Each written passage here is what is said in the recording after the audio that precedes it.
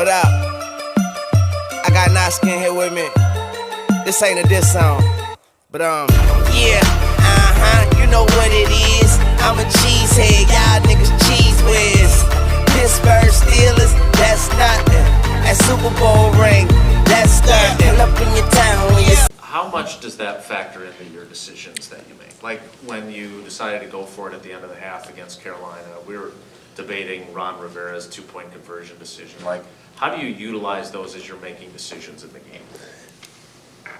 It's a small piece, and I think a lot of those conversations happen prior to you getting into those situations. But like the Carolina, that was more just my gut. So, but it is a small piece of it, but I don't think you can look at it as total black and white because the analytics said to go for it when it's 4th and 1 on your minus, 18-yard line in the first quarter. I'm not doing that, so. Thank you. How was practice today? Did you go outside for a while today, take it outside? And at this point of the season, is Friday just a run-through, or are you still putting in adjustments of things that come along the way Wednesday, Thursday, heading into a game?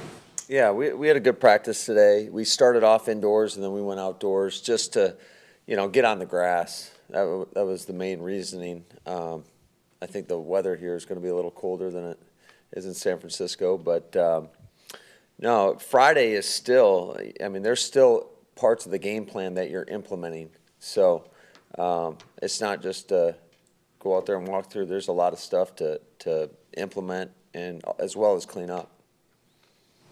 So it's like a red zone, do you have like a specific day for each, a red Sure. zone is one day, third down is a different day? How do you? Yeah, so typically your Wednesdays are more your base normal situations. Thursdays got an added emphasis on third downs, and then today is more of an emphasis on the red zone. We sprinkle in a little bit on Thursdays as well. So how was the week? I know there were sometimes teams have a bye and they kind of lose their momentum and all that. How about you guys?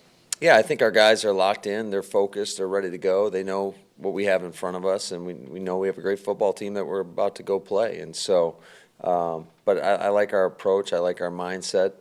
The guys were out there having fun today, which is always encouraging. But I thought there was a good level of focus as well. Hey man, what happened with Cole Madison yesterday at practice? Yeah, it's an unfortunate deal. It's a pretty significant injury. So, but my heart breaks for him, man, because he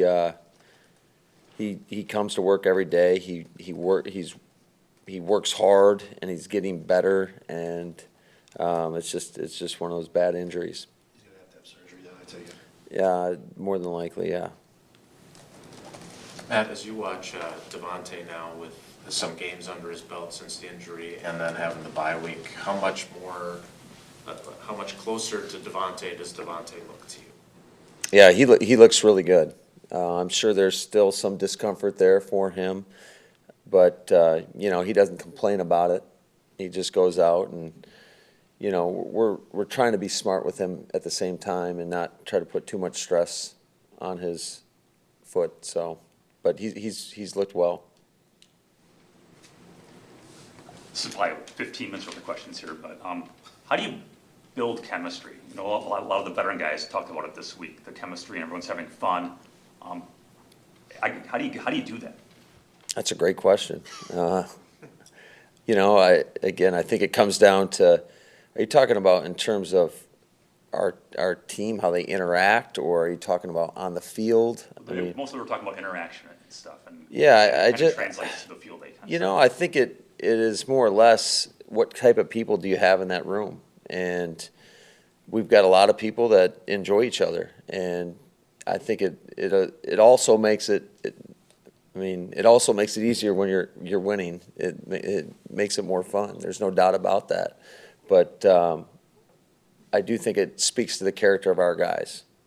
Was that a focus of yours, or is that something that just it's going to happen, or it's not going to happen just organically, or can you drive that along? No, I think it's more or less you want to create an environment where people enjoy coming to work, and I think then it happens organically. But you got to have the right people. There's no doubt about it, and I've said it before, I think Goody and his staff have done such a great job of assembling a bunch of guys that are not only really good football players, but are really good people.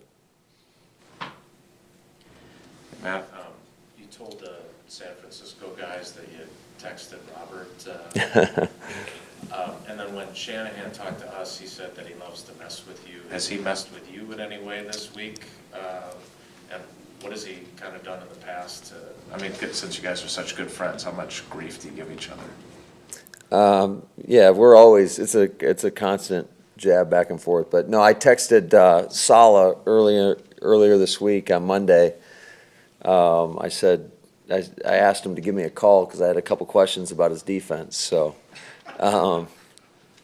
you know, it's just, you know, that's what you do with close friends of yours. And matter of fact, shoot, my wife was out to dinner with Kyle's wife last night. It's just, you know, we're close, but when it comes to game time, there are no friends. It's just, that's your opposition, and you're trying to, you know, beat the crap out of each other, really.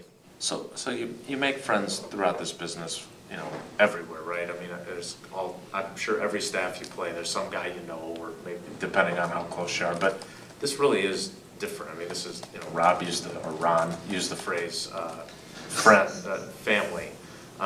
When you get ready for this game, is there something a little bit different for you? Yes, you want to beat them, and yes, they're your friends, but does the competitiveness overcome everything else? I mean, are you even more excited to game plan against your friends? Yeah, I mean, it just adds a little bit more to it, but you know, I think at the end of the day, you just look at that football team and how good they are doing, and you know, we know this is an important game for us. They're all important, but particularly this week, especially when you're going against a team that's 9-1.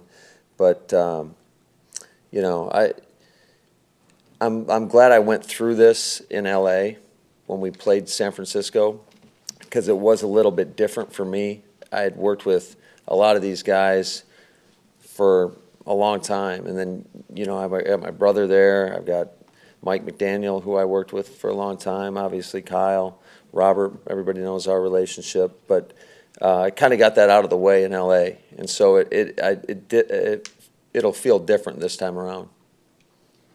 Because you know them and they know you, you probably have some insight to what they're thinking, and the other way around. Is there some fear of over-analyzing things or overthinking things, maybe from their perspective as well, you know? Yeah, I think that always goes into it. You know, you don't want to try to overanalyze, but you just got to kind of trust your gut in terms of what you think they're going to present to you, and do what you think is best to attack them and what they've shown on tape. Matt, what do you think of what Danny Vitale has done to this point, and is he a guy that, you know, maybe down the stretch he can give you a little bit extra if the game plan and matchup works for you?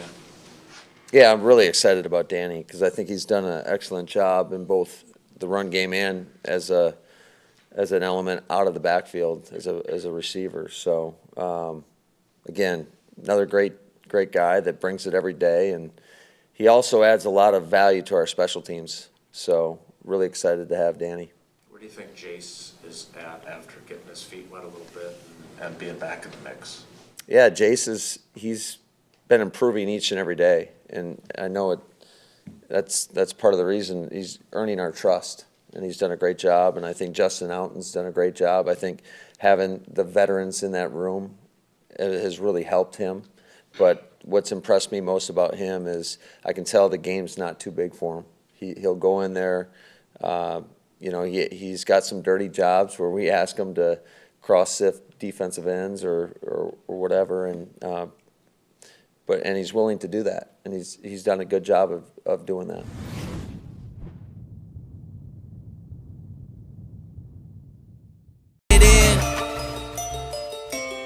Oh yeah.